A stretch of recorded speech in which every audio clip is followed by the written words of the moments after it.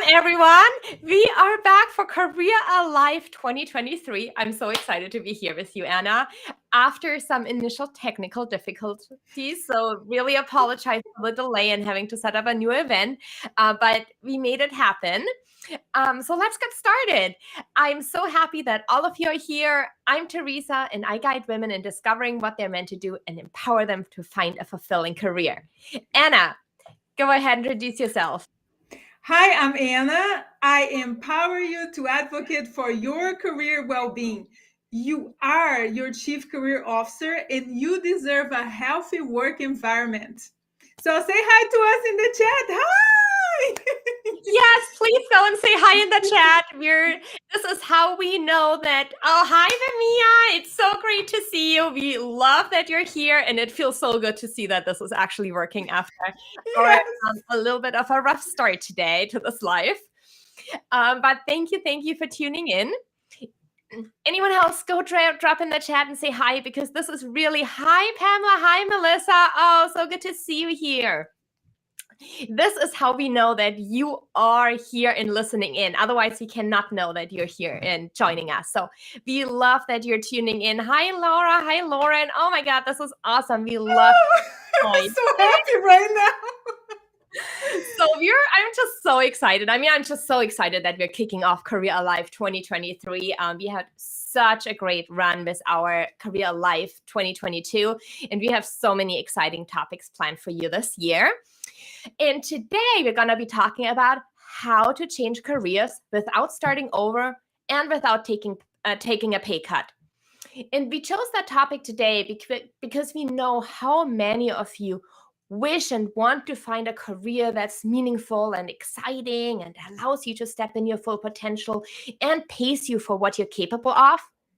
But if you're honest, starting a new career or starting over or taking a pay cut is just not an option for many of us, especially if you're already invested a lot into your career. So now we want to talk about how can we make this change without having start over.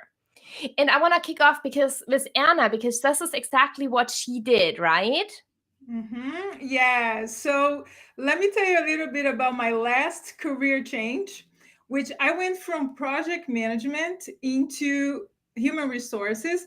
I had very few experience with human resources, and I was able to negotiate my salary and a couple other things as I was changing careers. And here's a little bit of how I did it. So I wanted to stay in the same industry, which was pharmaceuticals, biotechnology.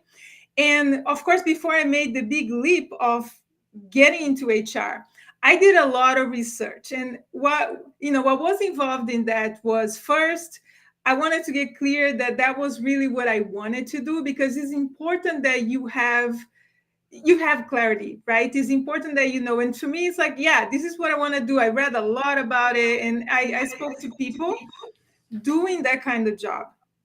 But what I want to suggest here is speak with people doing the job and people who made the career change, because you need both, right? And I knew like certifications were important. So what I did, I started studying for the APHR, which is the Associate Professional in Human Resources. And I add that information to my resume. And when I was building my resume, I built my resume forward. And this is something that I teach people, because you need to create a resume with your transferable skills, keywords, and the kind of work that you have done in the past that relate to the work you want to do moving forward. So transferable skills is crucial if you want to change careers. It's important to, and one of the things is like communication. That's what we're doing right now. And communication was something that I was doing in my previous job that I knew was going to be important in human resources. And I ended up writing a lot of employee communications in my role as a human resources specialist. So network with people, figured out salary, figured out industries, because some industries are going to pay more than others. But again, it doesn't mean you are going to get a pay cut. For me, I end up I was able to get $15,000 more than my previous. because it was, even though it was the same industry, like I was able to get that HR job and leverage my transferable skills. I researched the market and I spoke with people. Again, networking is important, and I found ways to position myself as the HR professional that I wanted to be. So other things that I negotiated a sign-on bonus. I negotiated an extra week of vacation. Whoa. And I was able to get more money. So you don't necessarily need to get a pay cut. Like, figured out the industry, figured out the salary, talk to people doing that job, because in my book, work experience is experience. It doesn't matter if you were doing something different before. I understand that, sometimes you hear here and there that, oh, work experience, but like, I don't have the 5 years of work experience in HR. But you have transferable skills from your previous jobs that you can use moving forward. And then one thing that I'm super passionate about is learning, right? So do the homework and also try to, like, if there are skills that you need to develop, you need to upskill, reskill, go for it. Like, if there's something that you need to learn a little bit more about that you don't know yet, let's say you're going for tech and you need to learn programming languages and things like that, yeah, there's no way around it, right? You need to learn those skills to position yourself as a good candidate. And you already have experience, like this whole thing of, let's say you already have 10 years of experience. If you're applying for a job where they're asking 3 years of HR experience, it's like, don't get caught up into that, because it worked for me and I don't see why it wouldn't work for you, right? So don't be afraid to negotiate. I know it's hard sometimes when you're going from one job to another, and we always feel like, oh, I'm not gonna, whatever they say, I'll take it. Or if you have been job searching for a while, right, that there's always that concern, like, oh, what if? So that's why it's important to have a sense of what kind of salary they pay for the job you're going for. And another thing that I want to end here is, whatever salary it's within that range that is reasonable. If they offer something, like, I always have like an idea, okay, like if you're aiming for 60,000 and they are trying to offer you 55, maybe try to get into 57. At least you kind of meet them in the middle, because you're going to have to live with that salary for at least 2 years. You may get like a bonus here and there, but promotion may take a while. So that's why it's important to negotiate. Oh my God, Anna, like, Pamela, you said it perfect. Amazing. Like, that sums it up. It was amazing. Like, you made a complete career change into a position that you transferred your skills to, but didn't have Yeah. any previous experience in. You negotiated a $15,000 more in salary, a week vacation, and a bonus. Is that right? Yeah. That is awesome. Like, thank you for sharing the story. And I think this is going to inspire a lot of people listening in to know that this is actually really possible. We're just not talking about this is like a real possibility. You can change careers, you can move up in salary at the same time. Mm-hmm. And Melissa, I also love that quote, Anna. Work experience is experience. Exactly. It doesn't matter if your title was something else before. You've done what you've done, and you can leverage that to do something else. Amazing quote. And also, if anyone has any questions at all, drop them in the chat anytime. This is a conversation. We're here to answer your questions. So just drop them in the chat, your comments, your questions, and we will try to answer as many as we possibly can. So now, after hearing Anna's inspiring story, you might wonder, like, okay, I can see this as possible to make a career change, but where do I start? And for me, the most important point to start is to get clarity about where you want to go. But we're going to start in the past. We're going to think of the work experience you already have, because as Anna said, any experience is experience. So we first want to find, okay, what were the experiences that you had in your past where there were moments in your work that you absolutely loved doing what you did?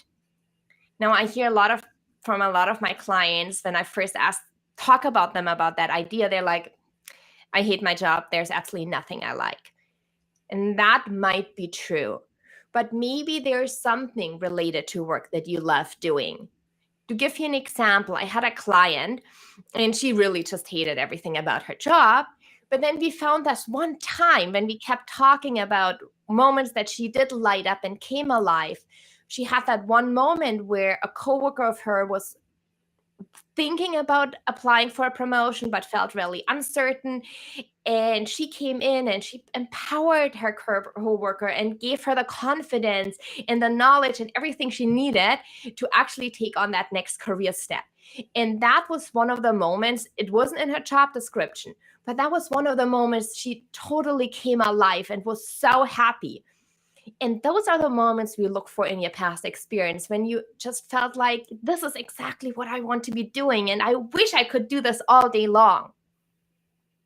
So ask yourself those questions. Think about, like, okay, if you were your own manager, which tasks would you assign to yourself just because you enjoy doing them? Or what projects would you be excited to take on? Or what tasks like really energize and motivate you? And when were you generally happy at work? Answer these questions for yourself and then find 3 or 4 or 5 specific experiences and examples where you've done that type of work that you really were happy and alive.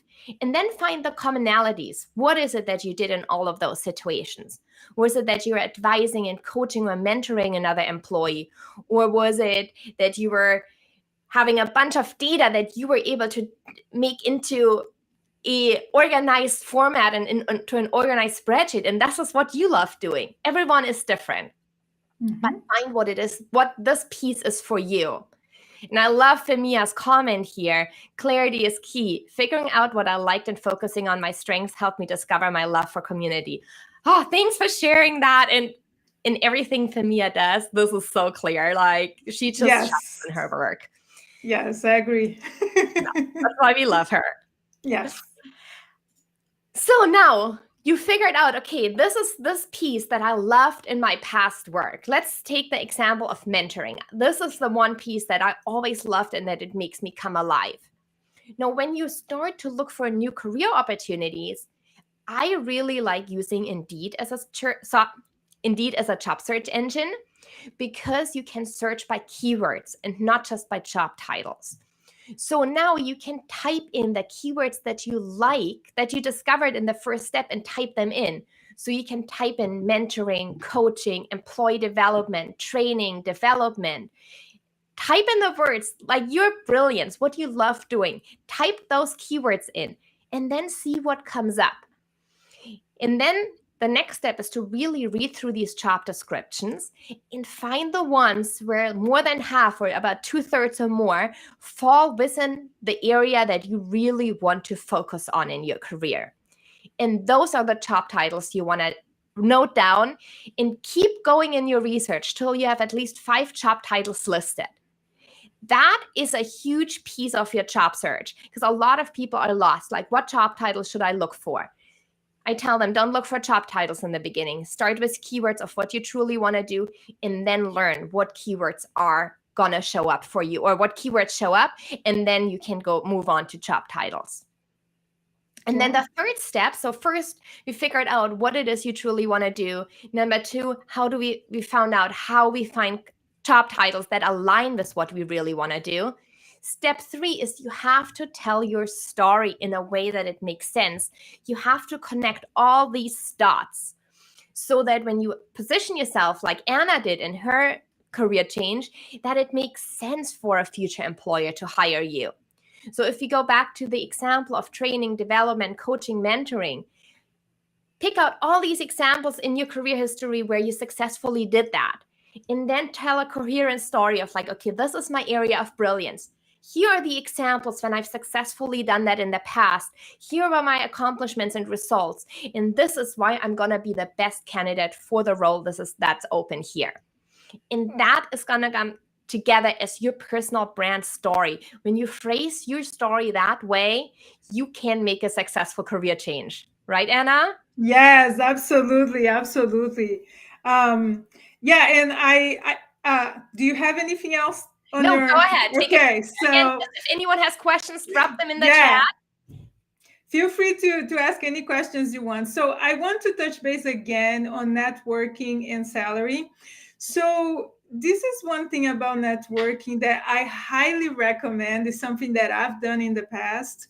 So if you can go on LinkedIn or anywhere else, just to kind of find people, and try to network and see, I can find like a lot of people in human resources, right? Like when I was making that transition, I had a lot of people in my network in human resources, but some of them, they always had the same career. They seem, let's say, since they finished college, that's all they have been doing. It's just like something in the human resources area. They gave me advice on the kind of skills that I needed to develop and how to study for the exam and all these different things. But the one thing that they were not able to do was the career change part, because they haven't done it themselves. So I highly recommend that if you're using LinkedIn, there are ways that you can create something called a Boolean search. And there are multiple ways that you can create your search in the search bar. For example, if you are in education, let's say you are a teacher and you want to get into project management, try to find people with project management, project specialist, project assistant titles. And in the Boolean search, there might be a way where you can add the word education and see, like, are you able to find people who made that leap, who changed careers that way? They were in education and now they are, doing project management, maybe for an education company. It's still kind of similar industry, but different job title, different responsibilities. Or sometimes they may have changed to a completely different industry, maybe tech, right? So it's important to have both type of networks in your corner. You want to have the people already doing the job, already where you want to be, and you also want to have those people who made the career change to the kind of career you want. Even if they didn't have maybe an education background and you are in education right now, they still may be able to give you some tips. So don't discard, like people, like just because maybe they had a different background than you, but now they are doing the job you want to do. So it's important to have both people, like when you're networking, to talk to both, kind of people. So they may help you understand how you are going to make that career transition, because if you don't have the right tools, it can take time. Yes. Right? Like if you don't know where you're going, or you don't have the right tools, you don't know the right people, like it can take time. Or, after a while, it gets to a point where you think it's impossible. It's not impossible. You just need the right tools.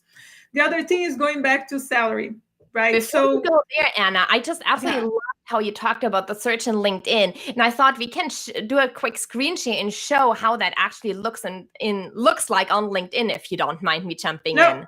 Do it. Okay. Yeah. Awesome.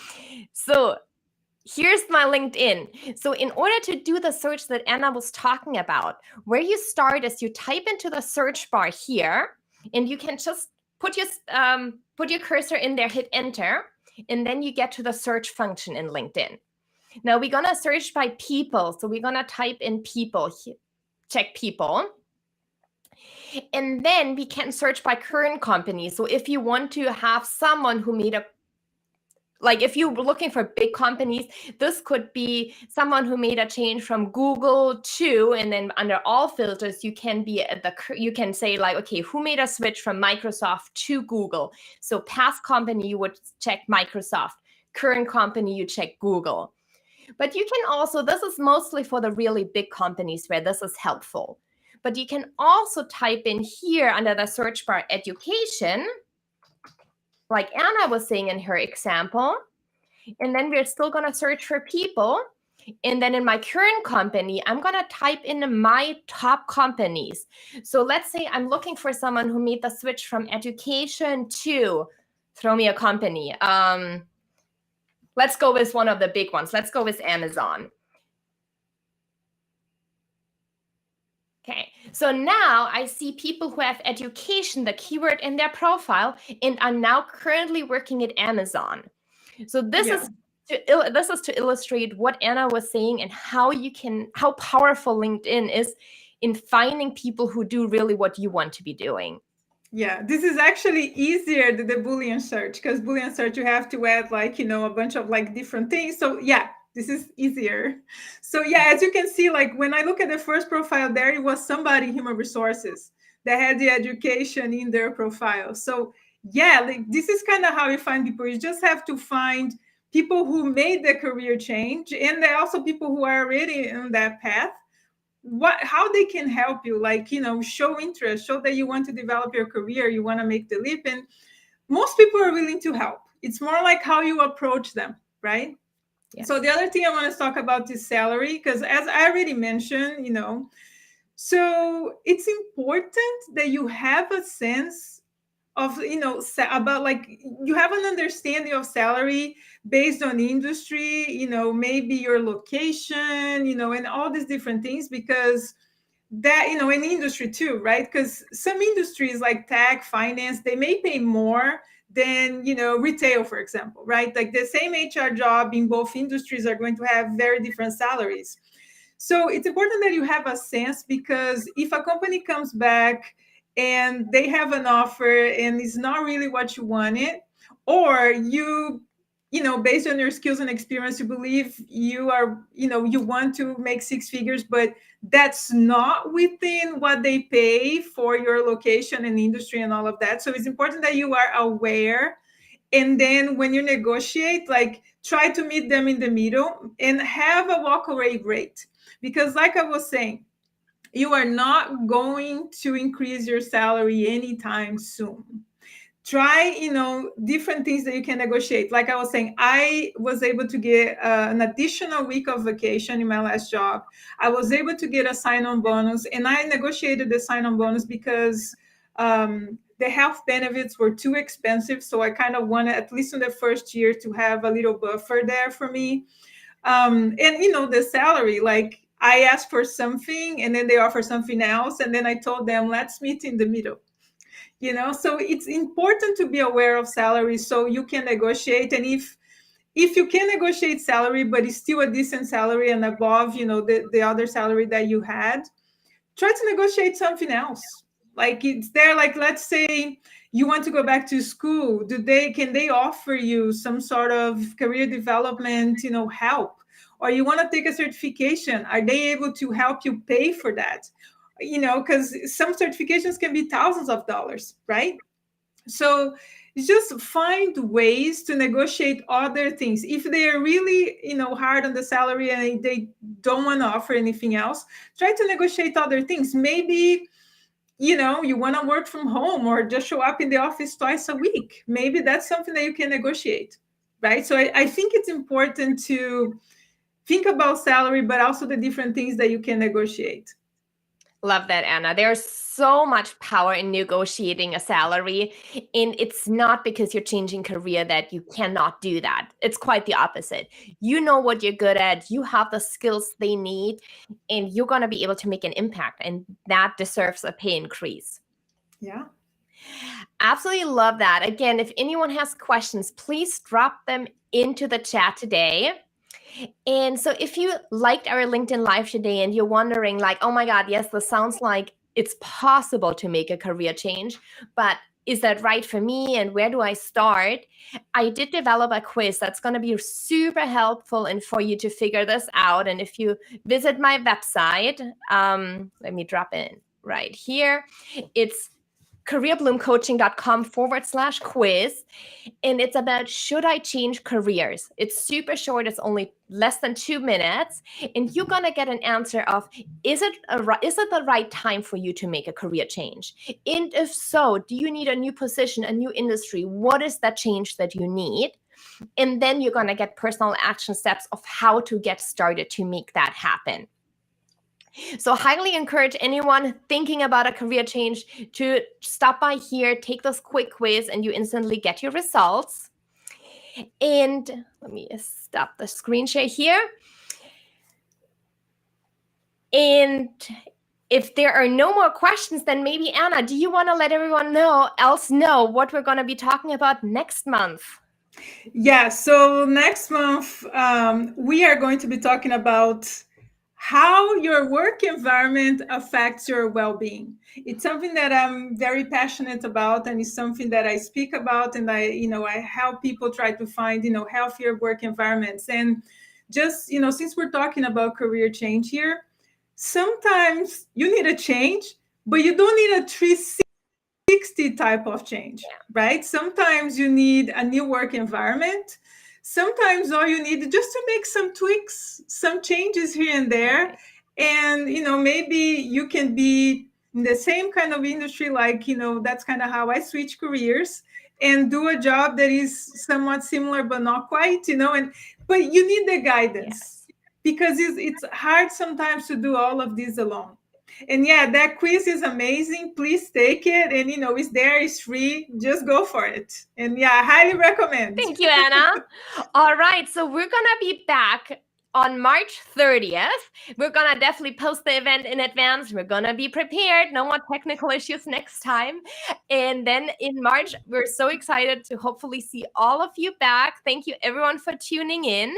And we'll see you in March for our next Career Life. Yes, thank you so much for being here with us. We really, really appreciate it.